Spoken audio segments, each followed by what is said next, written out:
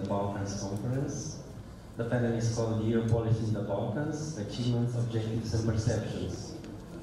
I have the pleasure to chair a panel with Mr. Leonard Orban, Presidential Advisor, with German Ambassador Cornelia Claude, with researcher and director of the French Institute for International Strategic Affairs, Mr. Olivier de France, and the President of the European Institute for Strategy and Analysis from Bulgaria, Mr. Ilya Ningorski.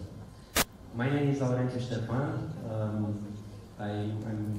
I'm very honored to be here, and I'm here in my capacity as a researcher at the Center for Public Policies at the University of Timișoara, of the West University of Timișoara. I'm pleased that I feel as being at home because I have a long relationship with the University of Timișoara, but I'm happy to say that I formalized this relationship a couple of months ago. Of course, I have official responsibilities as presidential advisor for internal affairs, but today I'm only a researcher and happy to be the moderator of this panel. So without further ado, I would turn the microphone to Ambassador Cornelia Claude, who came to Romania earlier this year, but already he's very knowledgeable on what is going on in our country and very, very active in meeting people and developing a number of projects. So, Mr. Ambassador, I turn to you.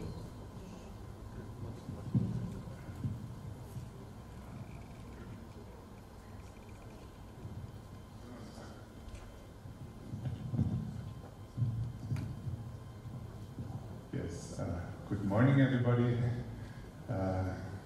Bună ziua, doamnelor și domnilor, excelență actuală, fostă și viitoare, as Andrei Pleșu, one of my good friends, once said. It's a pleasure to be here, and I think we all feel after this very substantial first panel in the situation to a certain extent that all has already been said, but not by each of us. So I will make my little contribution to that and maybe focus on two keywords: opportunities and commitments. The mayor talked about the opportunity of this city and the region with the big project, European Capital of Culture, coming ahead. I need to make one little point as the German ambassador. You know, one of the gemstones of the city is the Lenau Liceo, which produced on its own two alumni Nobel Prize laureates. One, Hertha Müller for literature, and the other one, Stefan Hell for physics. So, I mean, we want this gemstone to shine when the cultural capital comes.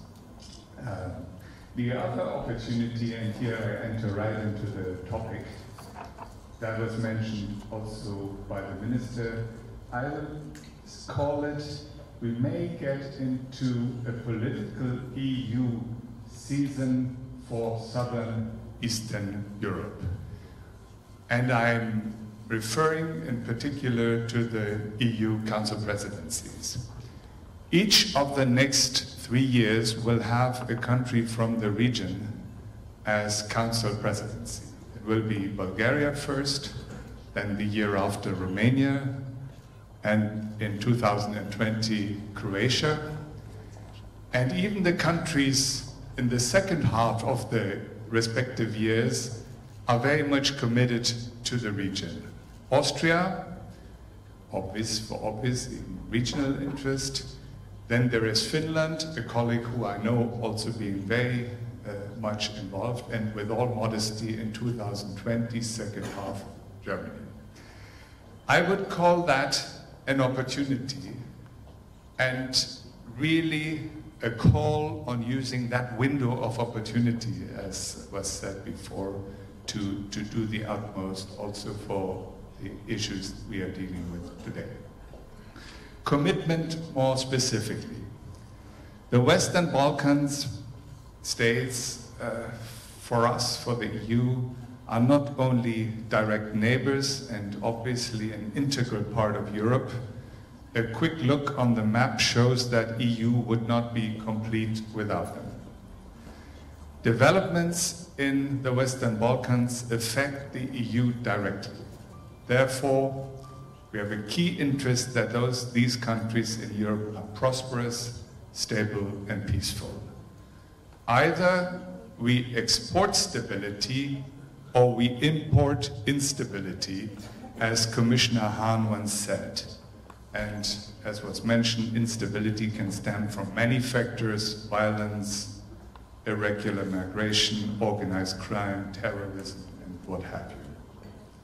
So EU accession is the option of choice, perhaps the only viable long-term option for the EU to project long-term stability to these countries. Integration of the Western Balkan states would also be a win-win situation in economic terms. As has been the case with every new member so far, trade with the other EU members always has risen considerably. At the same time, that needs to be stated, it was stated before, no automatism. EU has vested interests in the Western Balkan countries undergoing the necessary transformation process. This takes time, as it requires a deep transformation of the state systems, often painful processes involving social costs and a price to pay for existing elites in particular. Transformation of this kind goes to the inner architecture of the societies and involves first and foremost strengthening the rule of law and fight against corruption. I think all topics we are quite familiar with, organized crime and patronage systems. So here we are in a game of double commitments. EU offers ample assistance to tackle those challenges, yet ownership and responsibility for democratic transformation rests with the Western Balkan states themselves. Now, German commitment in particular. We have a high interest in this successful transformation. That is, apart from a particular historic responsibility for the region, a strategic and security interest from the point of view of my country. The name given to the initiative is the Berlin process. This is not just involving us, obviously. It was initiated and now involves a large number of partners. It's fostering regional cooperation through strong economic ties between democratic countries as a precondition for peace and stability, so in the core, a very political issue. The last summit in Trieste showed substantial results and good dynamics in this regard, particularly aiming at enhancing a joint economic space, so better regional cooperation, improving the living conditions for the people, joint infrastructure projects, youth cooperation, IT, education, and a large number of very concrete issues that are also the target and the objective of what recently has been called the Berlin Plus initiative, initiated by my Foreign Minister Gabriel early this summer, and really aiming at enhancing both sides, both poles of this commitment, going deeper into the areas of this cooperation, while also requesting the commitment from our partner states. So I would say, in almost already summarizing,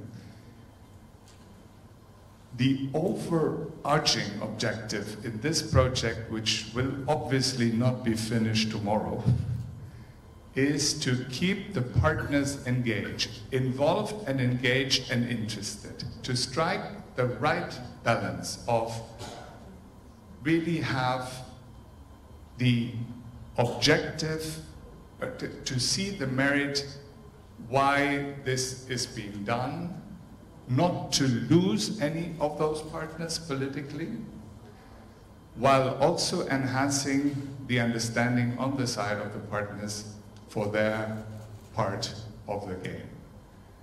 And I think here comes my second part, the political opportunities, coming back to the EU Council presidencies and to what Foreign Minister Melchkano shared with us.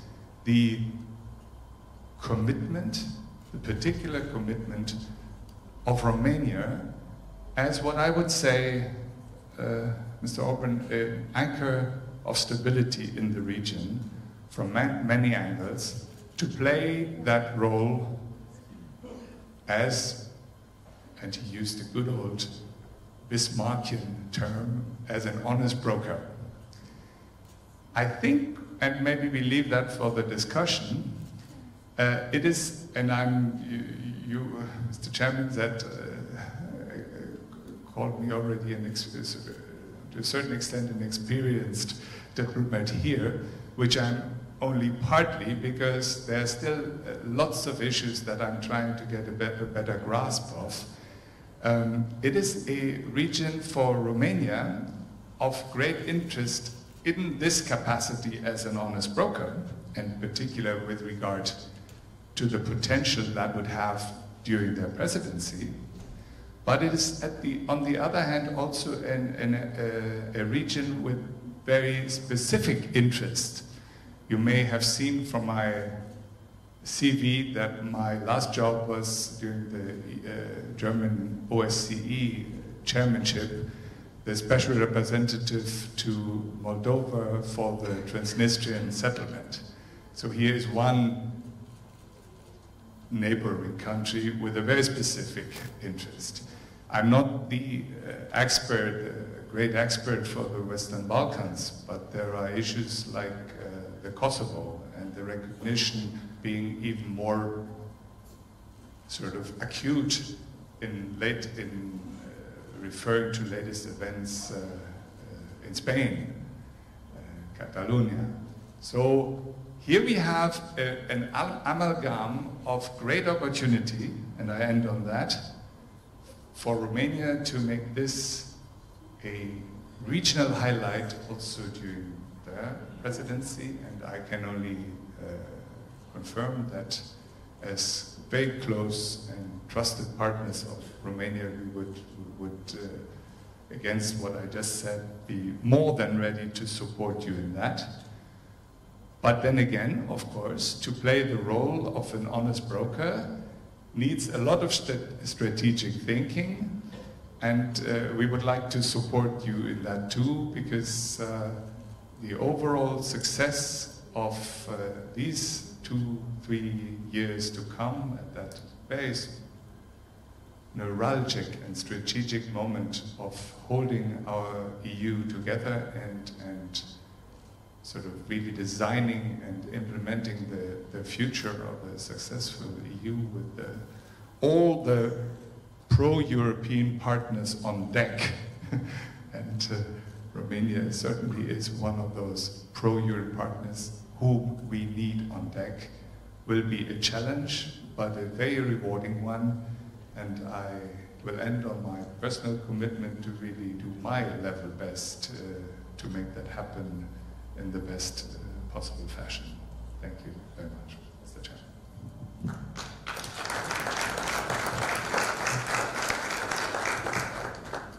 Thank you, Mr. Ambassador. Thank you for your commitment. You raised a number of issues for debate later on. Before moving on, I would like to apologize because I didn't mention from the very beginning that unfortunately Dr. Tanja Miščević cannot be here today with us. There have been some health problems that prevented her to come to Timișoara. So Thank you for all those who put a lot of effort to bring her here. Unfortunately, she cannot be with us today.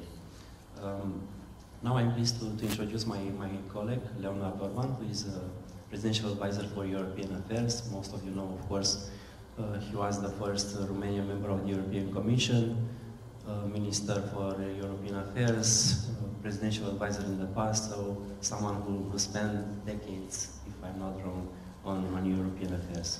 So, Leonard.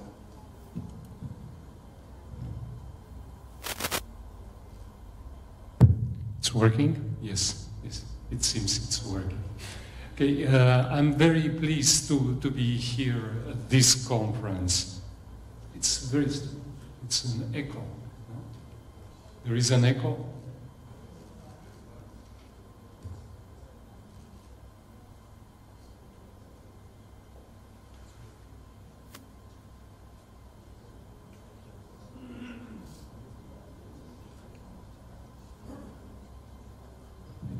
It's working? Yeah. Okay, so I'm very pleased to be at this conference. It was an excellent idea of the organizer to discuss about this topic. It is one of the most important topics now for the European Union and for the whole Europe. Because what we are discussing here interests everybody in Europe. It's about stability and peace in Europe. If Western Balkans or Southern Eastern Europe are stabilized, then we can say that there are good, to say, arguments in order to have peace on all Europe. For a certain period of time, the Union was very concentrated with its domestic problems. And there are many. Okay? They are not yet solved. The majority are not yet solved. But however, okay, there were some achievements on different files. Now we are more relaxed in managing the Brexit. With migration, we find some solutions, even that are not lasting solutions. But however, okay, the situation improved significantly. Now we have some solutions between, to say, the dispute which exists between East and West. Okay, so now we have now time to look also around us. And around us, we notice that in the last years, and especially at the beginning of this year, we noticed very negative developments. We noticed that nationalism is once again, it's reappearing, and we saw very, say, tough manifestation of this nationalism in different countries from the Western Balkans.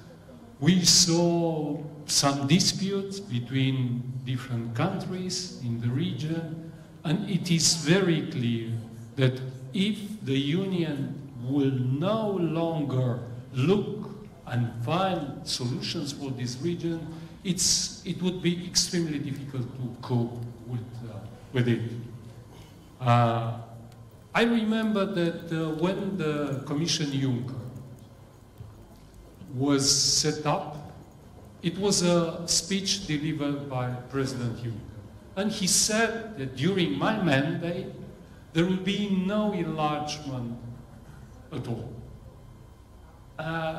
It was a very correct statement made by President Juncker, because it is not possible to conclude the accession negotiation and then to conclude all the other procedures in 5 years' time. But however, the effect of this statement was extremely negative for the whole region. Okay, so it's, to say, the incentives for the reforms was missed. Now, several weeks ago, President Juncker delivered a new speech. we were very pleased here in Romania, not only because in his speech he mentioned 4 or 5 times Romania, but also because the vision of the speech was that we need a united European Union. We need cohesion within the European Union. We do not need a Europe with multi-speed Europe. It was really a very positive speech, but it was the same, a very positive message delivered by President Juncker concerning the Western Balkan region. He said that in the near future, not during the mandate of this Commission, because it is not possible, but during the mandate of the next Commission, the Union will no longer be a Union with 27, of course, minus UK, but there will be a larger Union. And also, more than this, he mentioned the fact that the strategy will be forwarded in order to allow Serbia and Montenegro to advance and to reach the target. He mentioned the target of 2025. It was an extremely positive message, and I hope that this message was positively, very positively received not only in these 2 countries, in Serbia and Montenegro, but in the whole region. Because as Minister Meleshkanu said, as Mr. Claude said, it's really a window of opportunity. Maybe the last one. We do not know, but it's a real opportunity. With so many presidencies being really in favor of the enlargement, it's a time when a significant progress in the accession negotiation with the country mentioned before, but also with the others with which we may open up the accession negotiation process. So the real progress can be achieved during this period. But there are several conditions. One condition is related with the Union. Okay, the enlargement party, it's real. It's a reality. And we have to defeat this feeling at the level of the public opinion in many countries, especially in the western part of the continent, to explain that the enlargement, it is really a positive process. It brought and it brings significant benefit for the whole European Union, for all member states, not only for the new member states. That the enlargement, it's at the end, it's a significant positive process for all Europe. But on the other hand, we need also commitment, as it was mentioned, commitment at the level of the candidate country or the future candidate countries. Without commitment, without really significant progress in different areas, not only in terms of rule of law, in terms of reforming the judiciary, in fighting against corruption, but also in other areas. I will mention just one. The competition, for example. It was the most difficult chapter, and I was part of our negotiation team. It was one of the most difficult chapters we had during that period. So without strong commitment, without strong progress made, without strong reform made by these countries, it would be very difficult to reach this objective. I call 2025 as a very ambitious target. It is achievable, but it is very ambitious. And also the candidate countries and the future candidate countries have to understand the rule of the games. The game is very difficult. It requires majority, it requires unanimity for all chapters in discussions. It requires the will of every member state to accept the opening and then the provisional and the final closure of different chapters. So it means that not only so-called the benchmarks will have to be solved, but also the member states, all the member states will have to be convinced that the benchmarks are fully fulfilled. Otherwise, it may rise the risk of delaying the conclusion of the accession negotiation process. For example, I will give you just one example. Romania has a specific interest in the accession negotiation with Serbia in what is related with the respect of the minority rights. It's an essential issue, and we will be able to accept the closure of the specific chapter involved only when significant progress will be achieved. It's just an example, but it may be, I can give you other examples. Also, some bilateral issues, I don't call them disputes, but I call them just issues, will have to be solved before closing the negotiation. Because otherwise, we may see a similar case like it was in the Croatian case, when Croatia had some different opinions with the member states, and the negotiation was very difficult, and maybe there were delays in the process.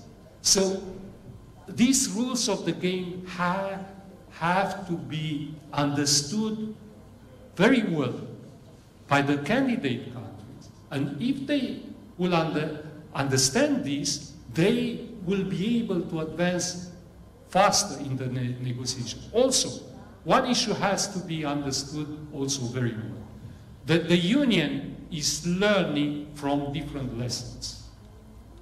It was the negotiation in our case, in the Romanian case, were more difficult than the negotiation for the 10 new member states, 10 member states who acceded to the Union on 1st of May 2004. Why?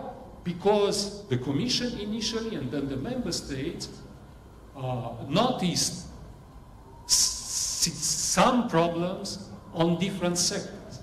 And in the accession negotiation process, the requirements became higher and higher. What we see now, that in the currently, the accession negotiation process are significantly different compared with our accession process. Because there were issues, there were problems, and now the Commission would like, and the member states would like to avoid such kind of issues. So you have to be fully aware like this. And I will conclude by saying the following. Romania is fully committed to help these countries to achieve this goal. We, not only in terms of political will, but we can provide the candidate countries, the future candidate countries, we can provide assistance. We can provide really full support by offering our knowledge, our experience, in not only concerning the accession negotiation process, but also concerning the, how to say, the things, the knowledge about how the Union is functioning, what are the requirements, what are the challenges, and so on. So we are, I think, more than an honest broker. We really want to have to see that this region really has a European perspective, that to a certain moment, to the medium term, they will be able, or some of them, will be able to become a member of the European Union. And as I said, we will do our utmost in order to help these countries. Thank you for your attention. Thank you so much. I would like now to turn and give the floor to Mr. Olivier de France, who is a research director for the French Institute for International and Strategic Affairs. Monsieur de France.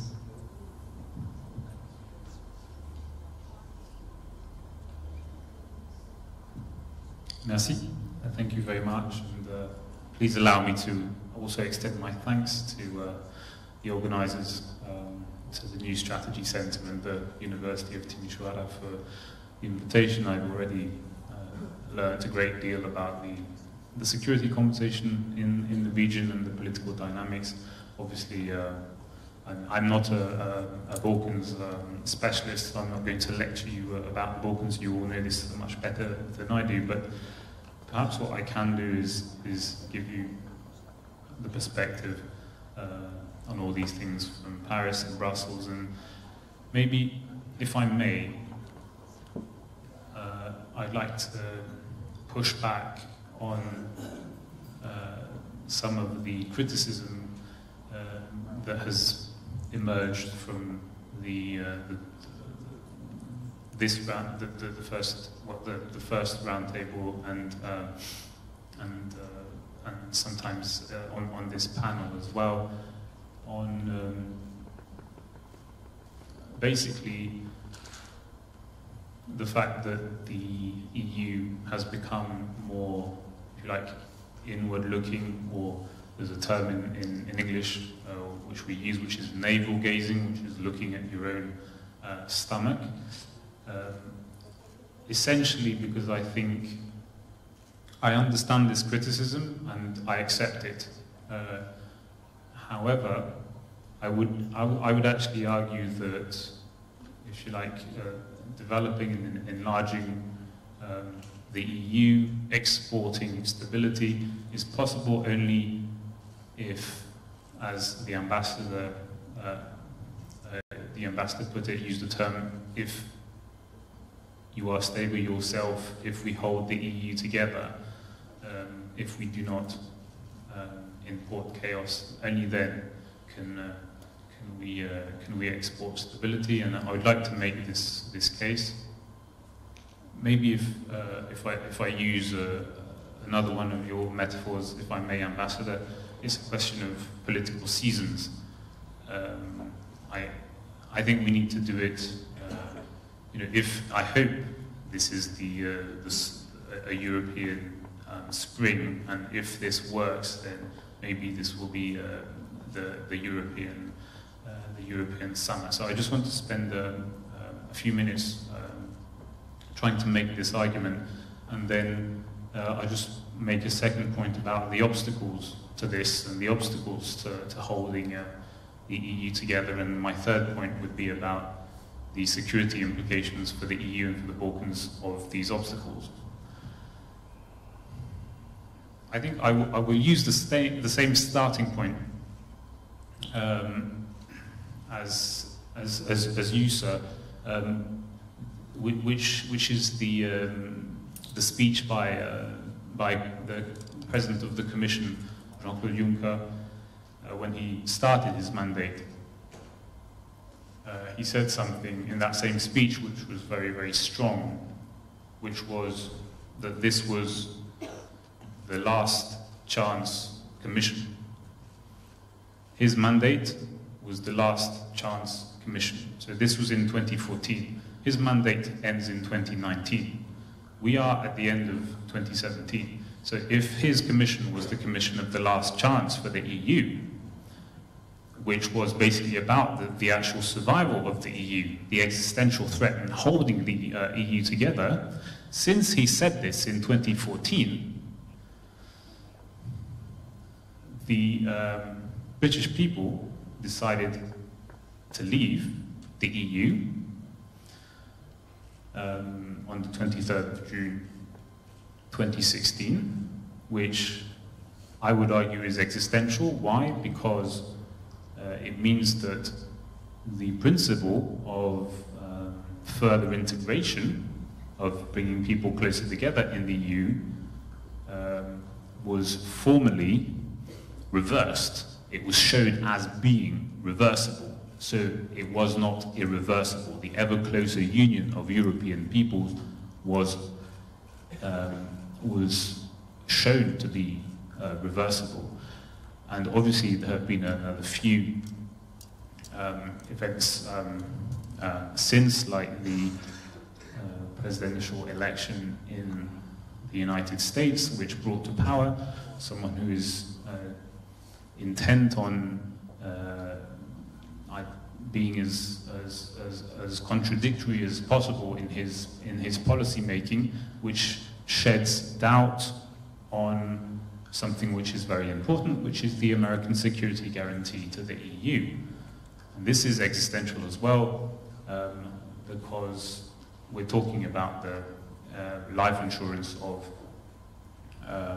what many EU countries consider to be their life insurance.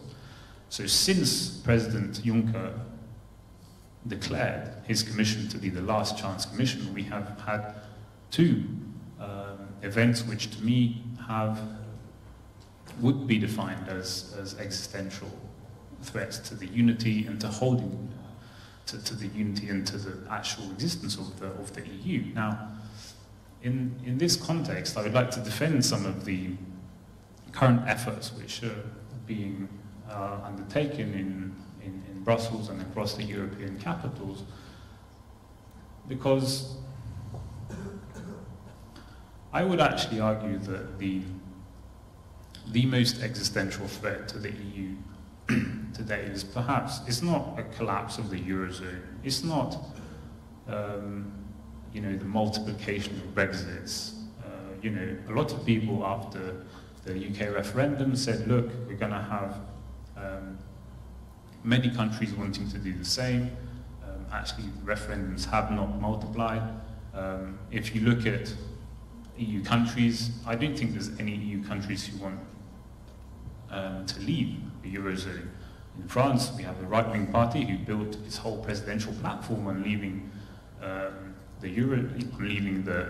euro currency, and they have realized that they were mistaken. The French actually, they have no chance of ever getting into power if they keep this on their presidential platform, because the French actually are attached to the euro. So basically, I don't think these are the existential threats. I think the most existential threat to the EU today is actually indifference. It's what was mentioned in the first panel, which is if you take an everyday European,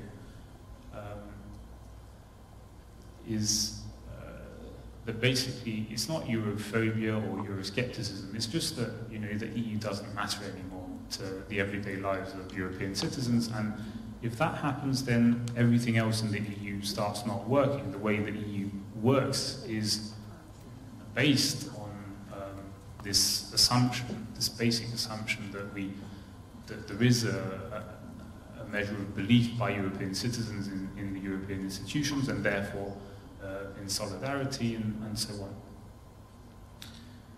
So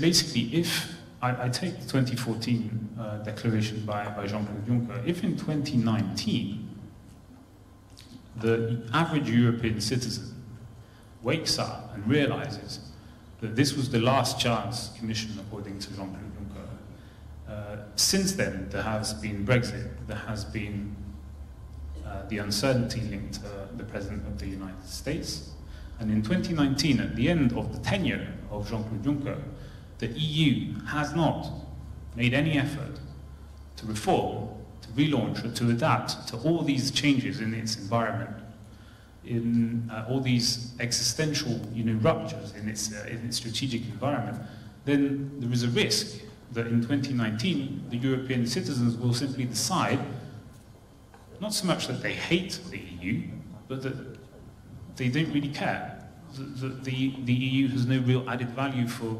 them because it is incapable of adapting to the changes of the world around it. So this is why I think the efforts that have been deployed in past months, or at least since the 23rd of June 2016 and the UK referendum, in Brussels, in Paris, in Berlin, are important because there is before the window of opportunity for enlargement, there is a window of opportunity in 2018 for the EU to actually regain the trust of its citizens.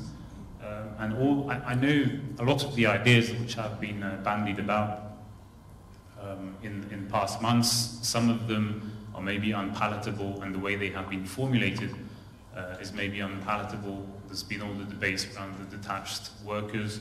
I think this is les travailleurs détachés.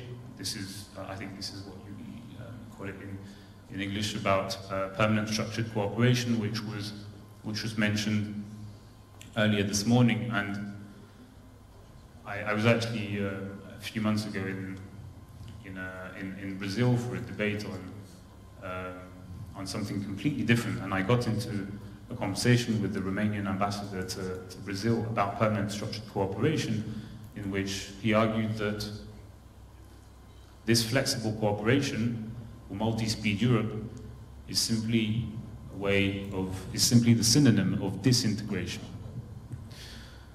And I accept that argument to a certain extent, but conversely, I also know that in my line of work, in my field, I know this because I have followed this for years now, the progress at 28 in defense, it doesn't work. It's not delivering. So we need to find some sort of intelligent, clever way of maybe not progressing at 28, but not disintegrating the EU at the same time. And this is why I think the other criticism which I accept is that the priority for the minute is the Franco-German axis, and we're concentrating too much on the Franco-German engine. But I would also try to solve this by saying, by using your metaphor of the seasons. I mean, you can't get to summer if you don't have spring first. And I'm not saying that the Franco-German axis is sufficient, but as we say, it is necessary, because unless these current efforts bear fruit, unless what the French president suggested in his speech in September, and unless the German chancellor takes up the gauntlet and the couple manages to relaunch the EU in 2018, we will have very little. And then when Jean-Claude Juncker gets to the term of his commission of his tenure in 2019, we will have the European elections, we will have a new European budget, and my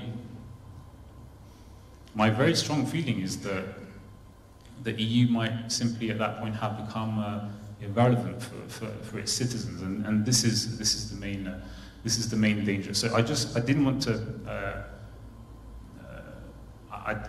I think these efforts, the current efforts to relaunch the EU, are not sufficient, but they are necessary at the minute, and I just wanted to defend that briefly, just to say that holding the EU together is actually important as a first step. Now, my second point is about the obstacles to holding the EU together, and it has. I'm not sure really how to name this. I want to propose a concept, but I thought about it this morning, but I don't really have a name for it. So maybe you can help me. But it's about the obstacles to holding the EU together. It's what I would call maybe a red line mentality, or the rise of unilateralism. And this is something that, in my opinion, affects is not simply something that affects the Balkans here or Europe. It's actually something that affects the international order as a whole. It's people looking inwards, and I think basically at every level you can see this. If you look at protectionism as it is put forward by the American president, this is one way of looking inwards. This is one way this is one unilateralism. If you look at European level, at regional level, and at national level, to me, there is the same movement. Maybe we've got a centrifugal movement of people looking inwards at every level. The decreasing solidarity between European member states, but also inside member states. If you look at the referendum in Scotland, Catalonia, Brexit, to me these all proceed from the same impulse, which is looking inwards first. You're looking first at your own priorities and lacking maybe patience and generosity for other preoccupations or other views of the world than simply yours. I don't want to put them all on the same on the same plane. I think I followed the Scottish referendum debate very, very closely, and to me what was very good about it was that the level of debate was very high, and also it was forward-looking. It was a project. I mean, it wasn't just defensive. It was, we want Scotland to be independent because this is how we want Scotland to be integrated into the world order. And for me, this is what Brexit lacks, what Catalonia lacks. This is only my opinion, but I feel it's a very defensive way of seeing things, and there's not necessarily a project which has been thought through behind it. It's just to say we don't want to partake in globalization because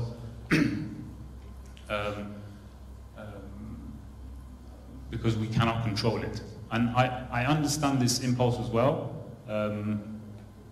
I understand that faced with the forces of economic or technological forces of integration, which you cannot control because you don't have a vote on them, I understand the impulse. But I'm just saying that some of the results that we're seeing today are purely defensive. They're retreats. They're building up the walls and staying in, cultivating your garden. And the only logic there, the end state for that is everyone in their own little garden, cultivating their own little garden. And I'm not sure this is the right direction, or this is actually the direction of history. To me, the direction of history is the other way around, and we should. You cannot. This is parochial. You cannot stay in your own garden because we're more and more connected. So yeah. So so this was the.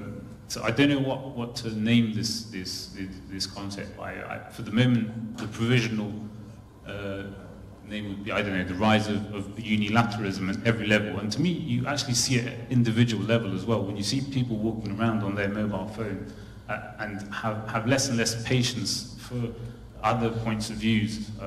If you look at, in the US, the people who are for Donald Trump and against Donald Trump, they're like two different countries within one country.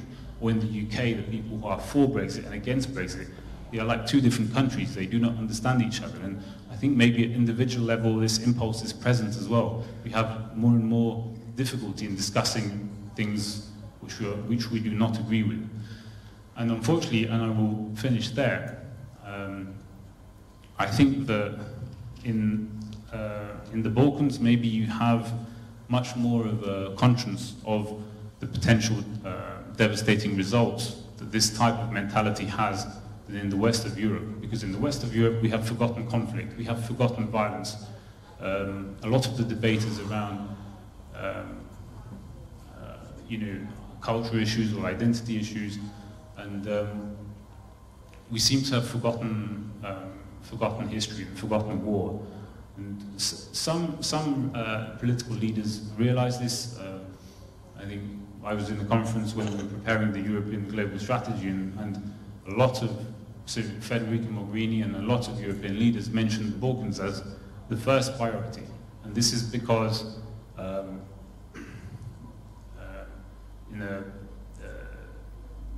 the short-sighted view of forgetting history and forgetting the fact that this rise of unilateralism can cause conflicts and can flare up on the European soil, on the European territory, is something that we have forgotten. And I'll finish by a quote which I'm not sure who actually said it. It could be Michel Foucault, the French philosopher, but when you need to be careful, because when you forget about power, when you forget about war, when you forget about violence, power, war and violence does not forget about you. Thank you.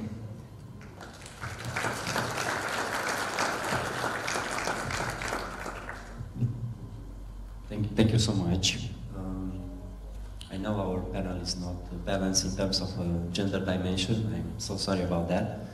It's balanced in terms of all democracies and new democracies. So after Germany and France, I will turn to Bulgaria, and I will give the floor to Mr. Ilya Lingorsky, who's coming from Sofia, right? And where he has the European Institute for Strategy and Analysis. Please, you have the floor.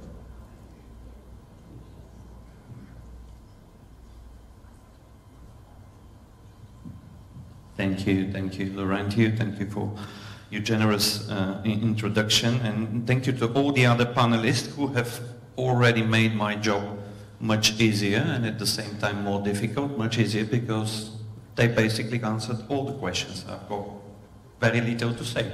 But at the same time, I'm very challenged by the perspective which I heard, and I will try to open a bridge from this panel to the next panel with a few illustrations I would like to make, also challenged by the title of our panel, which is the EU policy in the Balkans: achievements, objectives and perceptions. I'm very challenged not by the three key words, but by the order in which they're put, starting with achievements and ending with perceptions.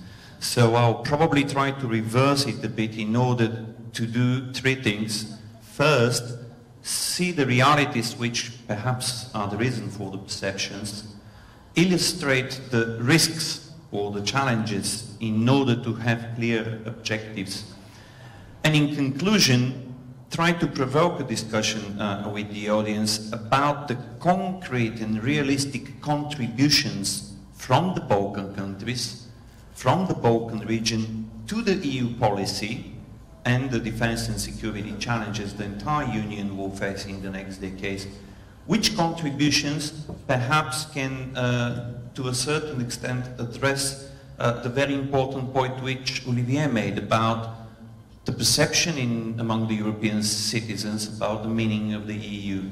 And here I probably have a good news. And the good news is that given the fatigue and the other economic, social issues in the old member states, which perhaps are raising the question of the meaning of EU for them and their children, the Balkans have become perhaps the region in European Union, in Europe, where European Union and European Union membership has a very, very high degree of meaning to the citizens, to the political and intellectual leaderships.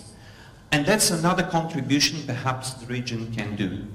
But let's go first, a little bit back in modern history and start with the perceptions/realities.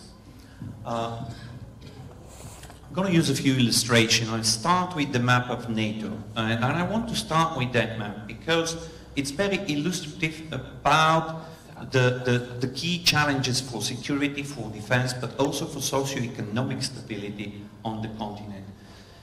And on the map, of course, we appreciate the neutral position of Switzerland and the constitutional constraints of Austria when it comes to the defense union of NATO.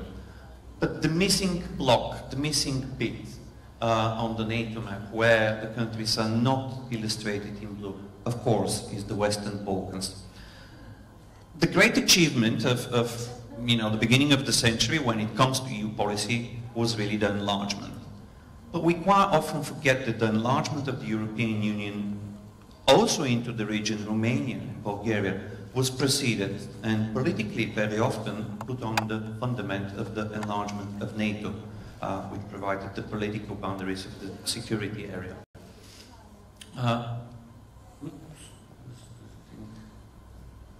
Unfortunately, probably my remote doesn't work, so if I'll ask for assistance to the next slide. Well, here we see another map only of our region now, but full of colors, and particularly the Western Balkans. Those colors represent the ethnic diversity and potential of the region. But from security, defense, and stability perspective, such a map is also, raising legitimate issues about what policies need to be applied in order to reduce the risks of tensions. For one very simple reason. If an outside power of the European Union, and such exists, would like to provoke and influence more instability impacting the entire European Union, where would it be the easiest place on the map to start with? And I'm very much worried that perhaps this map is the answer to the question.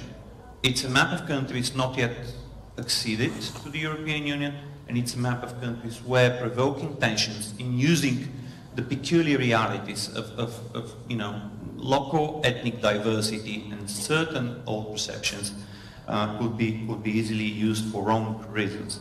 However, on the positive note, given this very high level of meaninglessness of the European Union to the peoples in our region, we see something unexpected in the last few years, and this unexpected, or probably should have been very well expected, is that century-old tensions in the region have become more and more obsolete in the perceptions of people and nations and citizens, basically because of one key driver and motivator: the willingness of all countries and nations to accede to the European Union.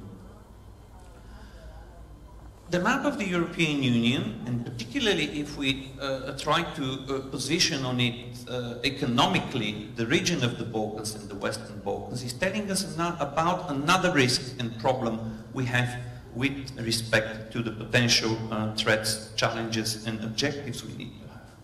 And on this map you would see the level of youth unemployment. The darker the color, the worse the situation. Once again, where do we have the darkest colors? On our side of the continent? It is not only the Western Balkans, it's also Greece. The entire region has been very, very seriously challenged over the last few years by the extremely high level of youth unemployment. And that's something which needs to be accounted for when EU policy is promoted in the future for the sake of stabilizing the region and preparing it for accelerated accession. Moving from our region to the extended area of risks and potential threats, I would like to raise the issue of the elephant in the room, as we spoke last night at dinner, which in Europe perhaps we are too scared to address very often as a strategic threat. Surely I'm talking about the situation which is developing around our neighboring Turkey and the Middle East. Well, this map is not the other way around by mistake. I put it that way on purpose in order to illustrate the strategic challenges which Turkey experiences territorially, given its position on the map. And here you see Turkey looking towards Europe. On one side, the Black Sea and the Black Sea Basin. On the other side, the Levant and the Mediterranean. Turkey is like a big projectile, like an arrow which is transferring energy or other issues coming from the Middle East towards Europe. And that has been the situation historically. If we look back into the history, and I'm very pleased to be in Timișoara, a place with such a rich history where the Ottoman, the Habsburg and the Hungarian empires have had cultural and historic impact on the development of the region. If we look at the map of the Ottoman Empire, we see one very important role for Turkey even today. which perhaps Turkey is very challenged to be able to fulfill. And that role is that Turkey is the natural stabilizer. The peninsula on which Turkey is located, it's the country naturally able to stabilize the Middle East. Once Turkey is not in position to stabilize the Middle East, major issues become very relevant for Europe and for the European Union. If Turkey is not that able today to be a factor of stability, given what we see happening in Syria, given what we see happening in northern Iraq, and also the tensions, all the way to Iran, what happens in the European Union is that we have become so scared to touch on such sensitive issues that the discussion basically is not there. What's the result? Do we have common perceptions in the European Union about the threats, the security challenges, the defense challenges? Do we agree on that? Because before we agree on that, it will be very, very difficult, if not impossible, to have a meaningful common security and defense policy and objectives to turn it into reality. So, how able is Turkey to be a factor of stability for the Middle East these days, and what is the trajectory Turkey will be moving in the years to come? Importance of Turkey. Well, on this map you see the perspective of Turkey to be an energy hub, not just for our region, but for diversifying the energy routes from Asia to Europe in the long run. On this map, we see another very important aspect. If the energy map could be a source of stability, although we have seen in the recent years that all discussions regarding energy diversification have caused more political tensions than resolutions, then this map is clearly very worrisome. And this map shows the systemic route of drug trade and trafficking coming from Asia to Europe. Turkey is extremely exposed to the risks of drug trafficking and organized crime, moving all the way from the source in Afghanistan all the way to Western Europe and the Atlantic region of Europe. And on this third map, I would like to illustrate another very acute risk which has become very relevant in the recent years.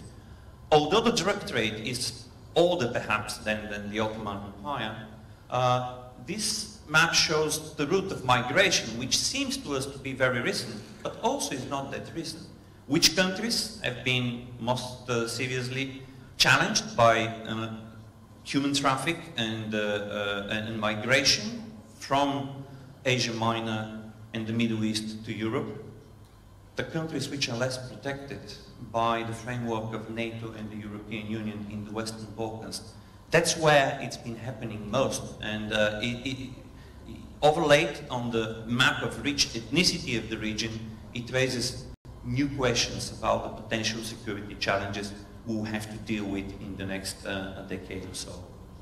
So, the question, what could be, I mean, if I can rephrase a little bit JFK saying, don't ask what you have done for your country, don't ask what your country has done for you, ask yourself what you have done for your country. I would like to rephrase it a little bit at European level from our country's perspective.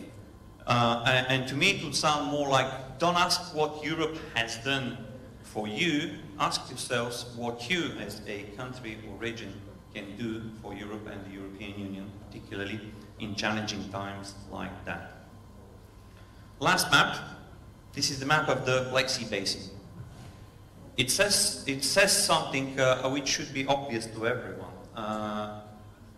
If you overlay the map of the Black Sea Basin, which is very large for the territory of the sea itself, and it's a closed sea, there is one country which is large enough to be a pillar of stability and security, which is member of the Union, European Union and NATO, and which has its entire territory within the basin.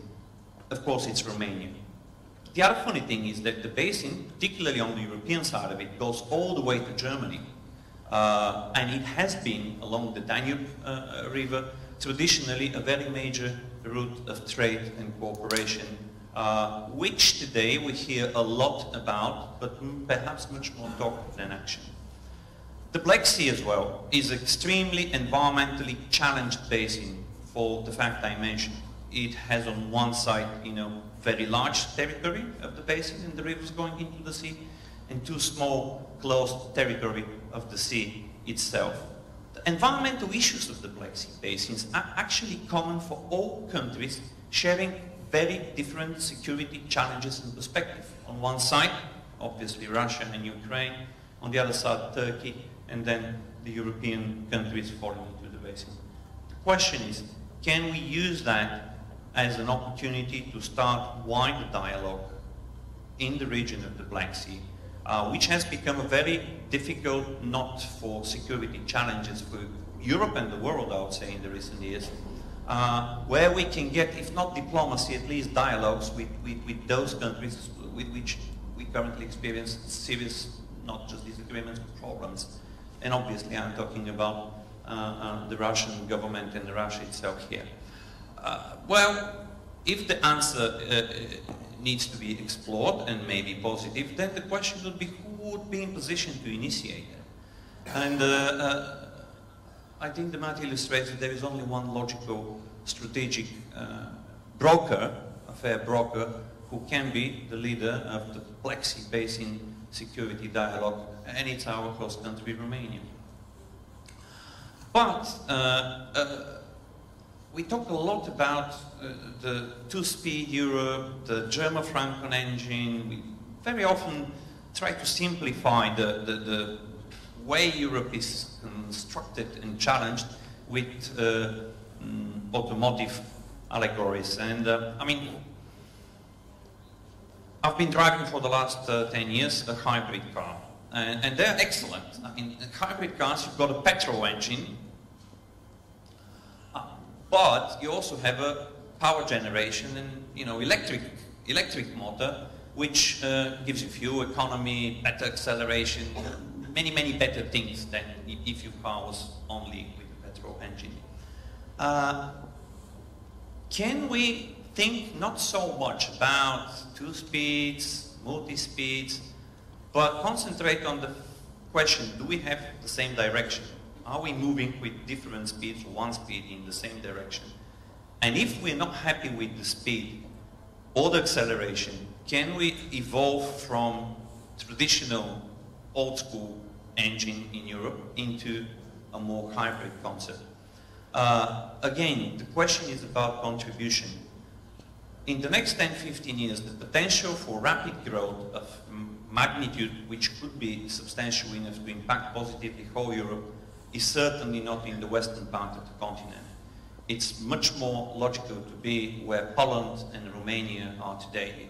These are two countries with substantial size and with very good track record in recent years of economic development. Both are not yet members of the Eurozone and perhaps not planning, for good reason, to apply anytime soon.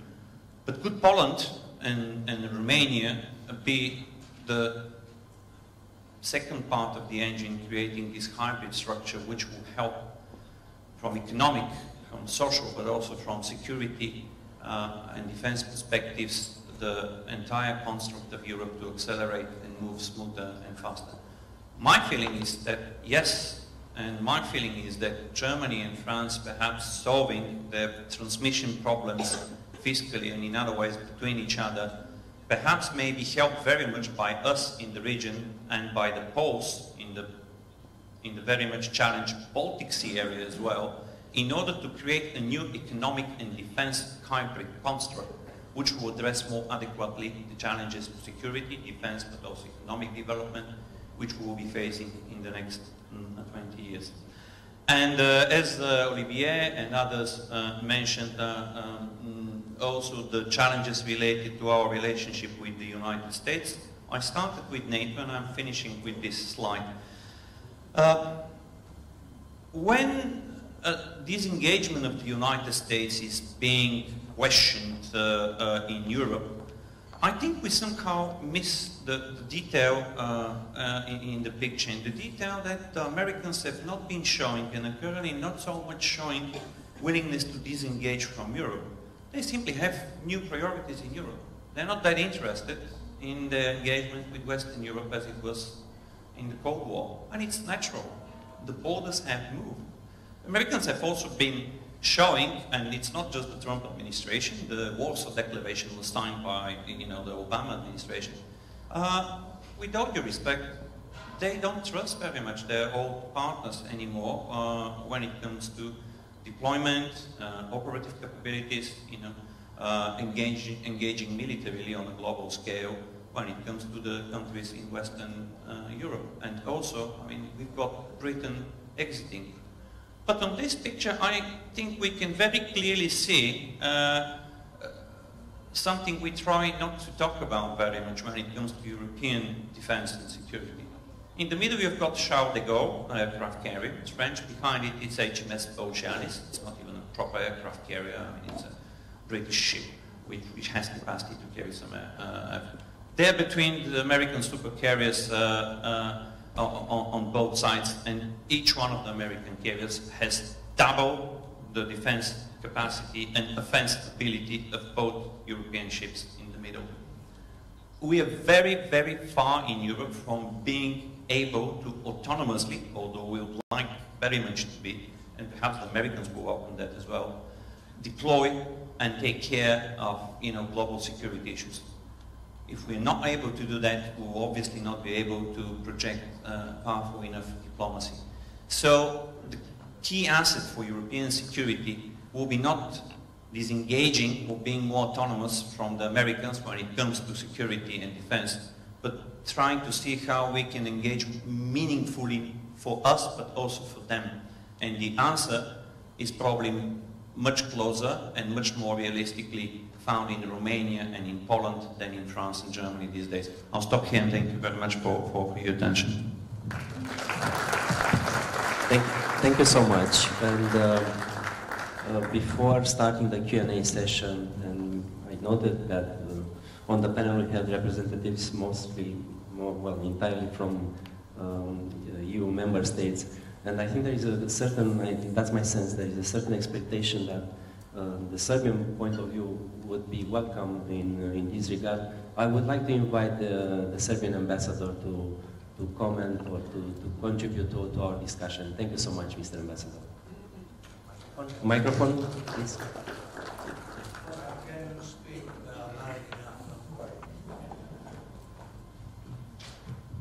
Does it work? Thank you very much. Well, first and foremost, my name is Branko Brankovic. I'm ambassador of Serbia and Romania. Second point is that I apologize for Ms. Miščević that she couldn't come, our chief negotiator, and if she was here, she could have offered you one side of the, let's call it, inside of our negotiations with the European Union. But with due respect to all of you, I might probably offer you some other angle of all of that. First and foremost, there is, ladies and gentlemen, no doubt that Serbia goes and wants to be a member of the European Union. That we have proved so far that our negotiations with the European Union is going very nicely ahead. And when, we are going to be the member, it depends on, I would say, two things. First, how fast we in Serbia are going to do whatever we are supposed to do. But I have to say that whatever we have to do is not that we are doing due to the fact that the European Union is ordering us to do that. No, we do that because we find it good for us to do whatever we are supposed to do, and that coincides very much with the wishes of the European Union. Secondly, when we are going to become the member, okay, we hear 2025 or whatever. It depends on the European Union putting together or getting back into saddle after Brexit, after the crisis with immigration, and of course to try to settle as fast as possible the threat of terrorism which is knocking on our doors for Europe. So let's see when we are going to be the member, but this is of the European Union. It will come when it comes, and we are ready to go ahead as fast as possible, of course. There is another point which I think I should offer to you for your thoughts. There are, in some European countries, through media or even around, you know, from some semi-officials or officials saying that Serbia, when it fulfills whatever it is, necessary of course, that Serbia cannot become a member of the European Union unless it recognizes Kosovo. Ladies and gentlemen, there is no chance that Serbia will ever recognize independence of Kosovo. For the simple reason that Serbia centuries ago was established in Kosovo. On one hand. On the other hand, how come that through the statements of certain officials from the European Union say that Catalonia cannot become a separate part of, to go independent, besides the fact that they have a referendum, but Kosovo is recognized by a number of countries without a referendum and as a result of bombing of NATO. That's a kind of a thought which I put in front of all of you. To go further with this Kosovo recognition or not, we will never recognize it. If this is going to be a condition, so be it, but we will not recognize it. We are extremely grateful to Romania that Romania didn't recognize independence of so-called state of Kosovo, because Kosovo is not a state. It's a territory separated by force from Serbia in 1999 through bombing of NATO, and Kosovo is a territory administered by the United Nations through the Resolution 1244, and those are facts. There is another thing which is put forward, I would say, through media, that the second condition which Serbia has to fulfill to become a member of the European Union is that Serbia has to become a member of NATO. In our constitution, ladies and gentlemen, we are a neutral country, and we will stay neutral. Today, trust my word, there is no almost single person in Serbia who will vote that Serbia becomes a member of NATO. The wounds of '99 are very fresh. NATO, through bombing, killed more than 3,000 people. That's more than what happened in 1941 when Hitler bombed Serbia and Yugoslavia. More than 10,000 severely wounded 30% of them are crippled. And the material damage, which is seen even today all around Belgrade and Serbia, goes to around 120 billion euros of damage. So I don't see any, let's call it majority, God forbid, in Serbian population that they could vote to become a member of NATO. If independence of Kosovo, I mean the recognition of independence of Kosovo and membership in NATO are going to be conditions for Serbia to become a member of the European Union, that would create a lot of troubles. So in one word, we want to be a member of the European Union. There is no doubt about that. We are doing our best to do that. And thank you for your attention. Thank you so much for your contribution. Now I really open the floor for question and answers. Please introduce yourself and make clear whether you want to make a comment or there is a question. And if there is a question, please target it as close as possible. I give the floor to our ambassador, the Romanian ambassador to Belgrade. Thank you. Thank you, Laurent. Well, first of all, let me tell you that I am also very sorry not to see Tanja Miščević here today. Unfortunately, not because she's a very capable person and a great speaker, but also because it is very difficult to discuss the European perspectives of the Balkans and security challenges in the Balkans without Serbia. On the other hand, I just want to make a couple of very quick comments also in an attempt to balance your panel a little bit, gender-wise, if possible. One of the things that I have noticed that the Balkans in general and Serbia struggles with are perceptions. And in this regard, one of the things that Tanja would have probably told you, and that I know it is extremely frequently discussed in Belgrade, is the fact that the European project is very difficult to sell to the public because the rhythm of opening chapters is very slow.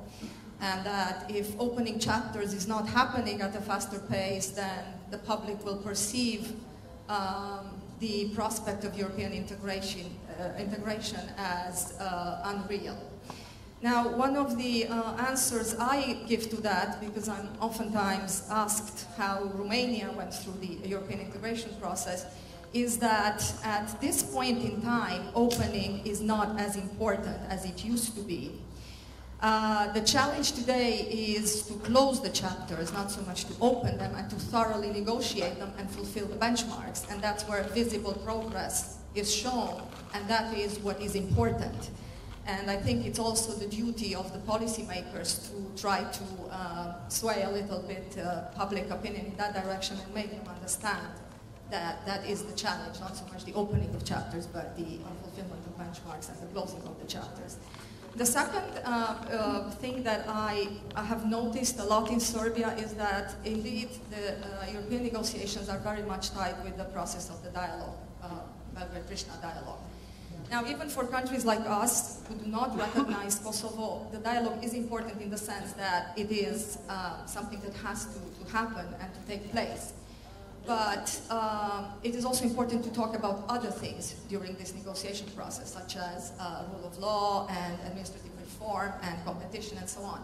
And I do see a little bit of that happening in the recent past, a shift in the public debate, modestly, but I do see it.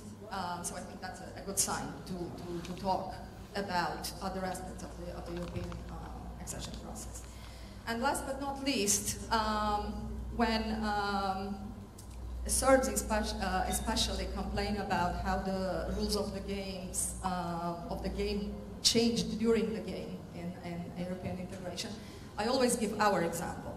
We were always the 10+2. Romania was that +2 part in the fifth wave, and we were always frustrated about that. But at the end of the day, we joined, and we are a full-fledged member with a lot of responsibility. responsibilities and obligations, and at the end of the day, that's what is important, to be prepared when you join, not so much the joining itself.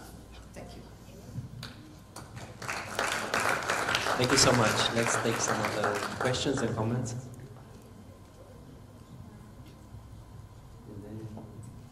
Hello, my name is Ilias Pernel. I'm a student in a Master of Studies of Global Security at the West University. I would like to ask two short questions. One, if it's a challenge that China is investing in the Balkans, in Greece, and in a challenge for security, and in Romania, in energy, if this in the future could be maybe a problem. And the second one is the fact that Romania and Bulgaria were invited by the European Commissioner to Schengen, to join Schengen, but three strong countries from Europe are opposing this membership: Austria, Poland, and another country. Thank you. With the second question, you want some comments from our panelists? I will start with the second question. Maybe the representative from Romania and Bulgaria would like to address this issue.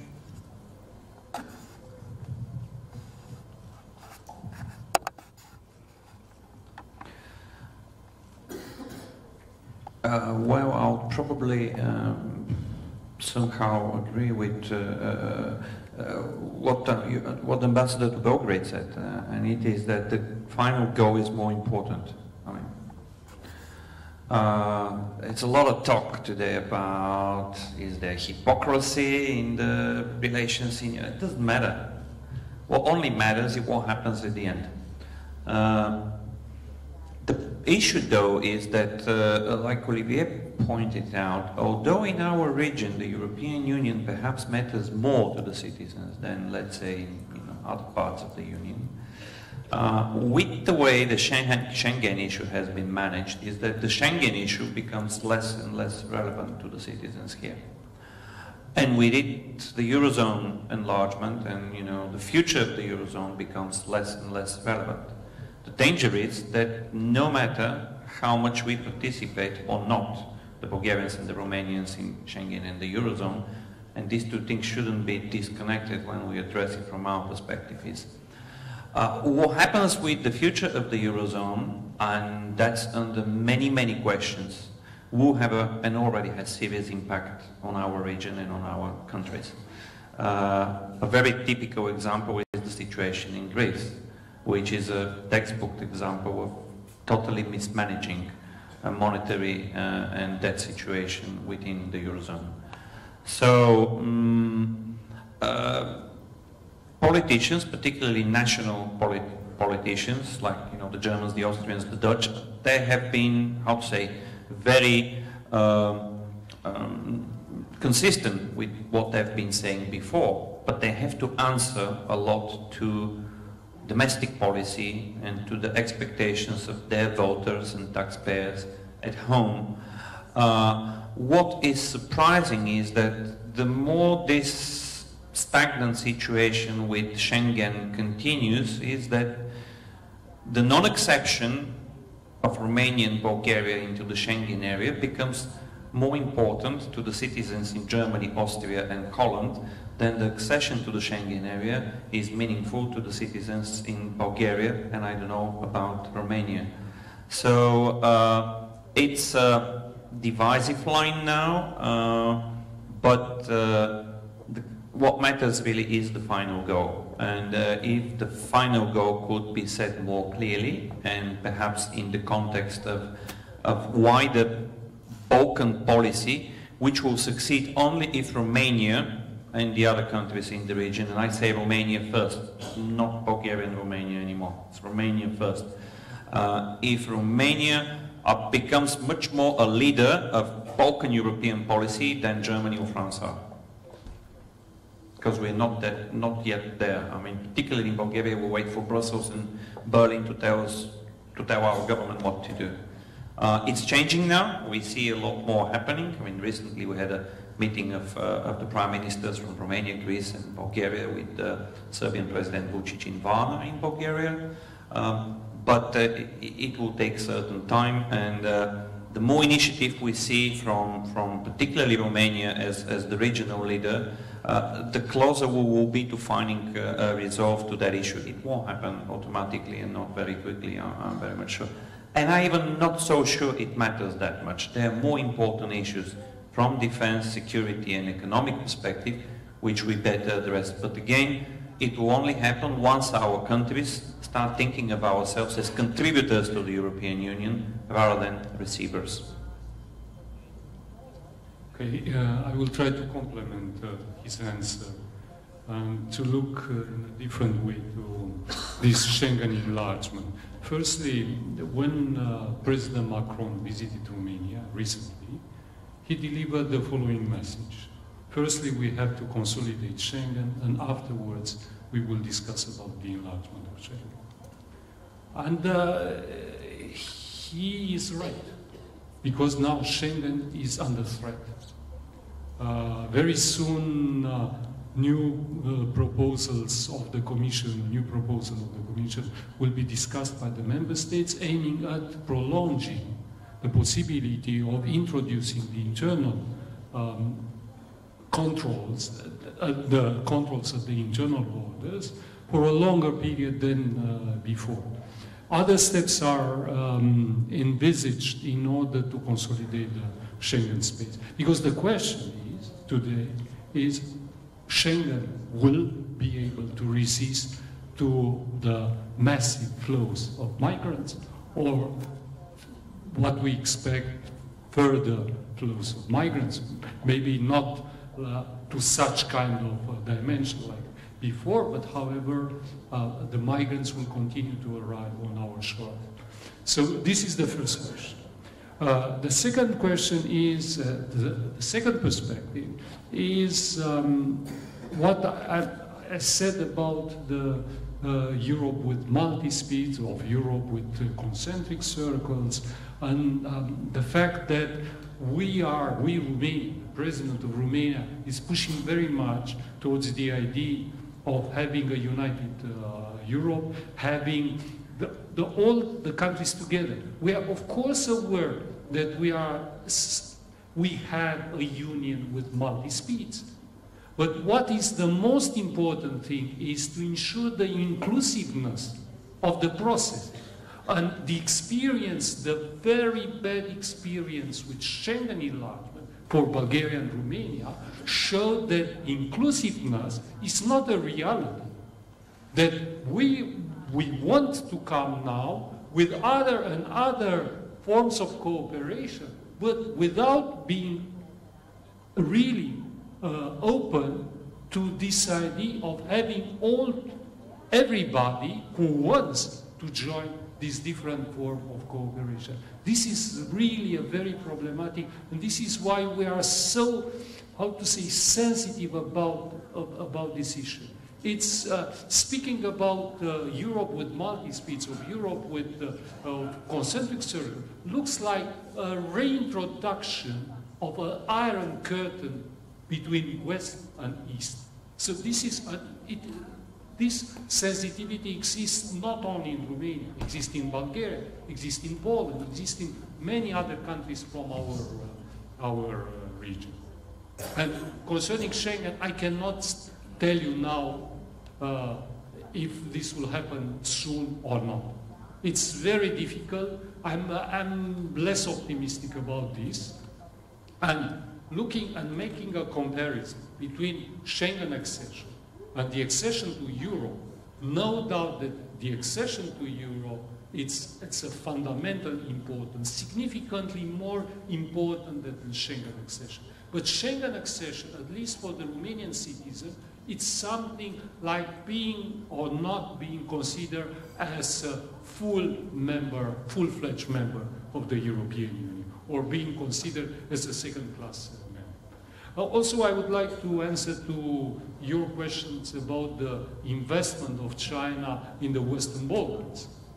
This is a very important one. So, okay, so the very diplomatic answer is no, the Union is not bothered by these investments in the region.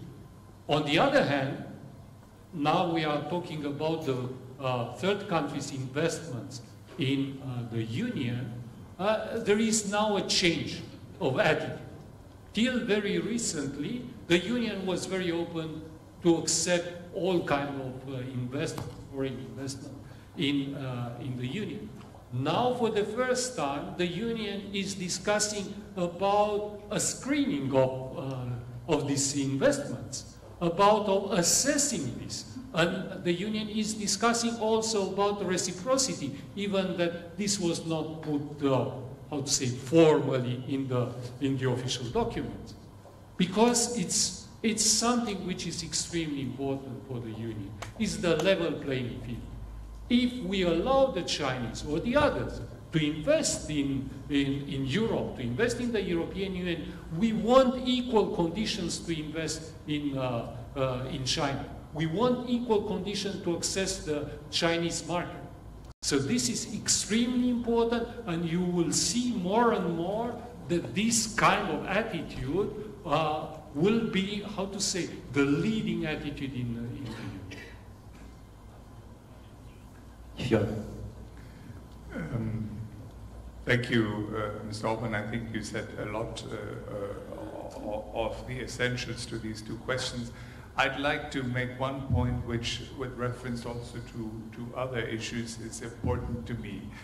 And I use two catchwords. You started with the European navel gazing, and on the other end we have the European vision. Where do we really want to be at some point?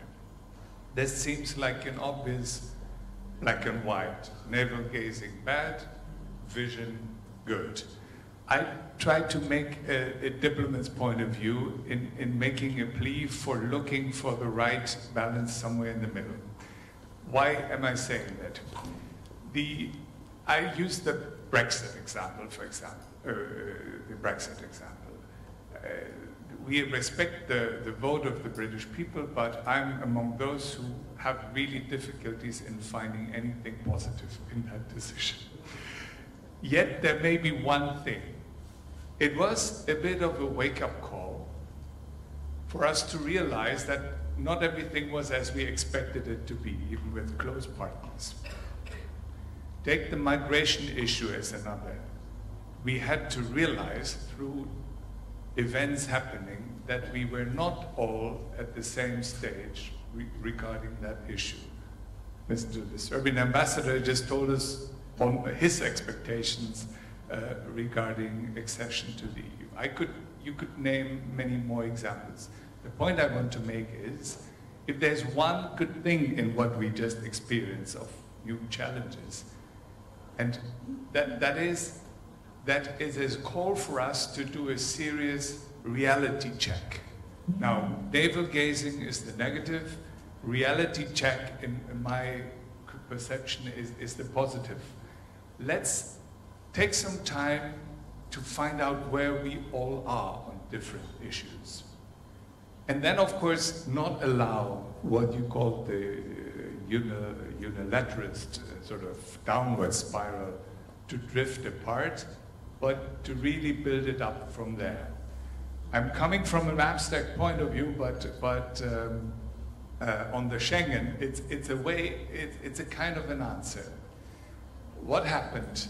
A vision by Mr. Juncker in this case, as you mentioned, with a price tag, a time frame mentioned, met with an election campaign in one of the partner countries involved. What happens?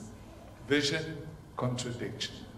What we need is settle down. Where do we stand? Also on the Schengen issue, look for a next window of opportunity when really things have cooled down. Where do we stand? From where can we build it up again? That was my intention to do. I mean, obviously, the election process in my country set a frame for that. You need a new government to do that, and it's still my objective. Just on that, let me just say one word also on the China, because it enters. We have formats. We have the Euro, we have the Schengen, we have regional groupings, we have within the EU, we have a Visegrad, we have other formats. We have on China the 16+1, China having a particular format with a number of European member states. On all of that again, and using the reference to the multi-speed, I don't think there's anything wrong in using opportunities that any of those different formats, groupings, issues can offer, provided that they are not pulling the EU apart. So again, let's look at it. Are we at the risk of getting into a new geopolitical zero-sum game? It's either us or them. Bad. Are member states trying to get some dynamism from different things, moving ahead? Fine. I think that I fully agree, and I'm often asked that by journalists, that multi-speed is simply not a good concept, because it immediately creates this impression some are moving fast ahead and we only see the rear of them while not being able to catch up. If we can apply this other concept that we move in maybe in different formats, in different ways, but your last picture with the boats sailing all in the same direction at different levels, why not? The Foreign Minister Meleškano, and I'm closing on that, didn't mention that today, but recently he coined some, I don't know whether the English translation was the correct one, like flexible architecture networks. Why not look for better concepts that do not immediately create that impression that some are moving away from the others, because that for sure we do not want. Thank you so much. Mr. Olivier de France. Thank you. Maybe I will take an example, because obviously some of this discussion is always a bit theoretical, but I will take one example that was mentioned earlier today, which is this idea of permanent structured cooperation. Now, the original sin, of course, is calling it permanent structured cooperation, because it's just sounds very theoretical and no one gets excited about a permanent structured cooperation. But it's a good example because the way it was put forward and the way it's currently being negotiated is enlightening, I think. There is an initial contradiction, basically, which is as follows. You need to be ambitious and get results on the one hand, but you need to be inclusive and rope everyone in on the other. But one cannot come at the expense of the other. The reason for ambition is what I was trying to say in my presentation, is because we need results. It's because European citizens need to see results, because otherwise Europe, the EU, will not have seen to have taken, to have learned its lessons from Brexit, for example. And it needs to learn those lessons, but also show that tangibly that it has learned those lessons. So the drive for the ambition is necessary, and you know, sometimes if you want to pull all of Europe towards one direction, towards one target, you need some of the nation states like Germany and France to be the engine. This is necessary. But on the other hand, as I said, this is not sufficient, and so you need this leading force needs to bring everyone in its wake, needs to rope everyone in and push other people and other countries in the same direction. With permanent structured cooperation, we are in the midst of this, of squaring the circle, trying to get these two contradictory requirements together. And so what has happened, this is a bit of a kind of technical point, but I think it's good to illustrate how sometimes pragmatically you can resolve this contradiction, is not by imposing set targets to every single country across the board. Is to say, okay, we need a driving force, but at the same time, we need targets to ensure that everyone is moving forward. So it's not the same set of targets for everyone, but it's a target of progress. So it's not absolute numbers, but it's to say, okay, you are at this level, but in 2, 3, 4, 5 years, you will be at this level. It doesn't matter what the level is. What matters is the direction, is the movement. So I'm quite convinced by the concept of this hybrid engine, where it's not about the speed, it's about the direction. And ultimately, I think the lesson for that is it needs the way this moves forward is actually by high-level compromise. You need to have, frankly, for much of these issues, the heads of state at the table and allowing for some compromise, allowing to give a bit of things that you particularly want now in order to get more later. You need pragmatism, you need results, and you need to not focus on the red lines only or on the institutional processes. It's about a conversation about results, not about putting forth your red lines on the table. Otherwise, all you have is the juxtaposition of 27 different interests and 27 different positions, and there's no added value of being the EU. Thank you. Thank you so much. Because we want to be on time for the next very special panel, which is lunch, I will take 1 or 2 more questions, so please. My name is Irina Pop. I represent Center for Geopolitics and Security Realism Studies from London and also the Romanian University. My question is, how will you resist migration, the non-Schengen countries and the Balkan countries, and how European Union can help the Balkan countries? Thank you.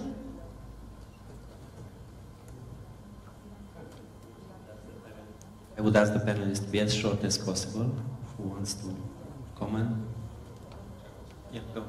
Well, I think I already addressed the issue. I think the solution could be found only if we reverse the question. How can the Balkan countries help Europe in the case? And it's the only way to address the issue of migration, because it hits first here. So once we're clear how we can help Europe address and solve the problem, it will be a lot easier to get the rest of Europe on board for funding that plan and providing the resources, the common resources which we need in order to help Europe rather than Europe helping us. As simple as that. Thank you. The migration crisis, we call crisis, it's not over at all. And I expect that the Union will be confronted with migration for a long time from now. And looking at the map, one can see that the real risk from this point of view are coming from Africa. So there are many problems in Africa. There is a huge potential. There are a huge number of Africans who want to come in the European Union, in Europe. Looking, for example, at the figures, now one can see that the money who are sent back by the Africans working in the European Union are higher than the money allocated by the Union for development policy. So there is a huge interest of the African to continue to come on the European continent. When I attended the summit EU-Africa, I was amazed to notice that a significant number of African leaders delivered the following message: we do not want to take measures to limit the migration, because we don't want to destroy the European dreams for our citizens. So it's, don't be naive to think that the crisis will be over. Maybe the Syrians will no longer come to Europe, but the others, especially the Africans, will continue to come. And the solution is to deal with the root causes in Africa, to invest significantly. And from this point of view, some of the proposals made by President Macron are very, very important. Thank you so much. A very short sentence. Yeah, very short comment. I would just say that the migration crisis is definitely a good litmus test or a touchstone to show whether the EU members are able to solve a complicated problem. It proves again the point I think I made earlier. First, reality check, where do each of us stand? Obviously, at some point, reactions to a stance the German government took were not met all over with agreement, to put it mildly. But then again, here we are. Complicated problem will keep us busy for quite some time. I think it should be obvious that we need to be in agreement on the essentials of such a solution, even if not each and everybody is doing exactly the same, but it cannot be, solidarity on that cannot be a one-way street. Members cannot keep out of it a certain solution completely. So here we are. Real politics, diplomacy in the making. Don't have the answer yet, but I think this will be, I give it to the presidencies to come, a very interesting area for next presidencies to show their skills in honestly brokering a good deal on that. Thank you so much. Maybe one last question, a short comment. If not, as I can see, you have been very patient and contributing to our discussion about your policy in the Balkans. I'd like to thank you on your behalf, the panelists, and let's give them a round of applause.